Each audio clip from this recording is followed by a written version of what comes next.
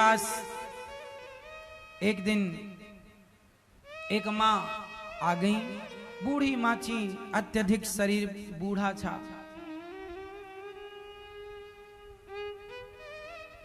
उनकी स्थिति ऐसी थी कि वो ठीक से चल भी नहीं पा रही थी।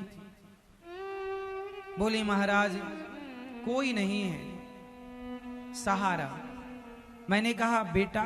बोले हैं, 3 बेटे हैं, घर पर हैं। तो आपकी सेवा नहीं करते ना? कह दिया है कि घर में जगह नहीं है, जाओ। तीनों ने कह दिया। बड़े बेटे ने कहा कि मैंने तुम्हें 2 महीने रख तो लिया।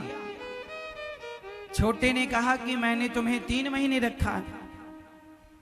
और बीच वाले ने कह दिया कि तुमने अपना अंगूठी बड़े बेटे को दे दी, चूड़ी छोटे को दे दी, तो जाओ अब उन्हीं के पास रहो, हमें क्या दिया। बड़े के पास थी तो उसे थोड़ा सा सोना दे दिया, छोटे के पास थी उसे भी दे दिया। बीच वाले को पता लगा कि माँ ने उन्हें दे दिया, और दोनों ने जब पा लिया, देखा कि माँ के पास जितना था वो तो दे चुकी, अब तो कुछ है ही नहीं। तो दोनों ने निकाल दिया। तो तीसरे के पास गई, तो तीसरे ने कहा तुमने हमें दिया क्या है जो हम रखें। आज के जमाने में ना सोने की कीमत है, लेकिन जिस माँ ने तुम्हें सुंदर सा शरीर दिया, जिस माँ ने तुम्हें जन्म दिया, उस माँ की कोई कीमत नहीं, कोई वैल्यू नहीं कि माँ ने तुम्हें संसार में आने का एक अवसर प्रदान किया। माँ निमित्त थी कि नहीं? बेटों ने निकाला, आई, घर में फोन लगाया गया कि बेटा तुम्हारी माँ आई हैं। बोले महाराज आप ही रखो, हम ना रखेंगे। चलो भैया हम ही रखते हैं, तुम मत रखो।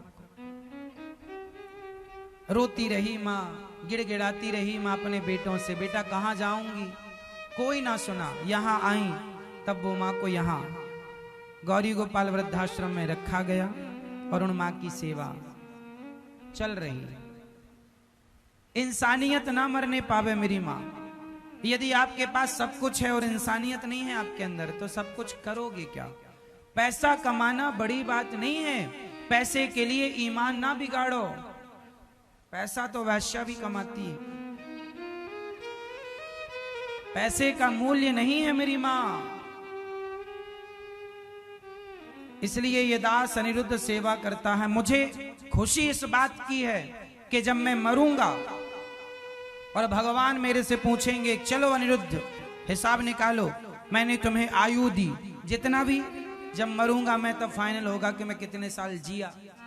अभी 32 साल की आयु है मेरी, अभी ना जाने और कितनी आयु है।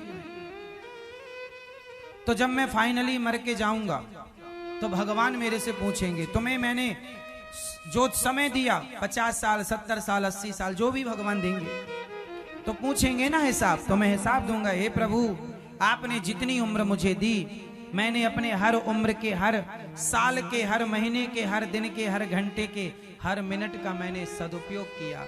आपने मुझे जिंदगानी दी, उस जिंदगानी का मैंने उपयोग किया कि मैंने, आपने ये शरीर दिया, आपने ये जीवन दिया, इस शरीर से मैंने प्रभु आज तक मैंने किसी को एक थप्पड़ नहीं मारा। मैंने इस शरीर से आज तक मैंने किसी का दिल नहीं दुखाया। मन से, वाणी से, कर्म से कोशिश करता हूं किसी का दिल ना दुखे। प्रभु मैंने सेवा की है, इन हाथों से मैंने पांव दबाए हैं वृद्ध माओं के। इन हाथों में कोई ना कोई रेखा जरूर इशारा, मुझे पढ़ना नहीं आता इन रेखाओं को, लेकिन भगवान तो सब पढ़ेंगे ना, तो इन रेखाओं में लिखा जरूर होगा कि इन हाथों ने चरण दबाए। ये मेरा धन है, मरूंगा ना तो पैसा यहीं छोड़ के जाएगा, लेकिन जो सेवा की है वो सेवा मेरे संग चलेगी, वो मेरा साथ ना छोड़ेगी। पैसा ना जाएगा मेरे संग, ये कपड़े लत्ते सब यहीं उतर जाएगा, पुण्य जाएगा। भगवान से मैं कहूंगा कि हे प्रभु मैंने सेवा की है, देखो आप इन रेखाओं में कहां लिखा है सेवा की है। द्वार पर आया अतिथि भूखा ना जाए, संत भूखे ना जाए। संतों के लिए अन्न क्षेत्र बटा। भगवान से कहूंगा कि प्रभु विश्वास ना हो तो आप भी जाकर देख लो।